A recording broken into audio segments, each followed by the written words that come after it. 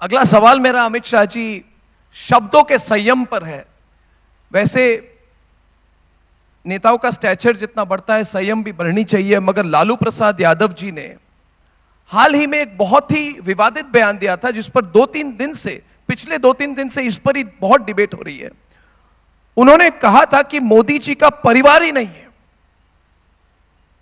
उन्होंने कहा कि मोदी जी का परिवार ही नहीं है। हर चुनाव के पहले क्या जानबूझकर ये सेल्फ गोल किए जाते हैं? पिछले 3 चुनाव में पहले हमने देखा चाय वाला, फिर हमने देखा चौकीदार चोर है, और अब ये कि मोदी जी का परिवार नहीं है। तो पिछले 3 चुनाव में कुछ ऐसे ही दिखने को मिला है। तो ऐसे विपक्ष पर आप क्या कहेंगे? देखिए, इस तरह की बातें वो ही लोग कर सकते हैं जिनके पास और कोई रास्ता नहीं बचा है। ऐसी ओछी बातें कर कर देश की राजनीति को, उसके स्तर को गिराने का जो काम कर रहे हैं, हर बार जनता उसका जवाब देती है। परंतु मैं एक बात बताना चाहता हूं। मैंने मोदी जी को बहुत करीब से देखा है, कई सालों से उनके साथ काम किया है। लालू जी ने एक महीने में सही ही कहा है कि मोदी जी का कोई परिवार नहीं है। परिवार जिनका होता है वो बेटे बेटियों को प्रधानमंत्री बनाने का प्रयास करता है, मुख्यमंत्री बनाने का प्रयास करता है, सत्ता पर बिठाने का प्रयास किया है। इस व्यक्ति ने 40 साल से केवल और केवल देश की जनता के लिए काम किया है। 23 साल से मुख्यमंत्री और प्रधानमंत्री रहने के बाद भी मैंने एक दिन छुट्टी लेते हुए उनको नहीं देखा है।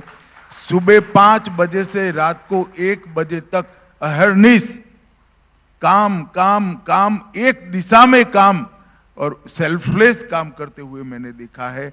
और इसी का परिणाम है कि उनके नेतृत्व में इतनी बड़ी कैडर खड़ी हुई है, इतने सारे नेताओं की श्रृंखला खड़ी हुई है, एक मजबूत भारतीय जनता पार्टी खड़ी हुई है, और देश आज दुनिया में सर्वप्रथम बनने के लक्ष्य के साथ संकल्प लेकर 2047 में विकसित भारत, आत्मनिर्भर भारत का आत्मविश्वास भरकर देश आगे बढ़ रहा है।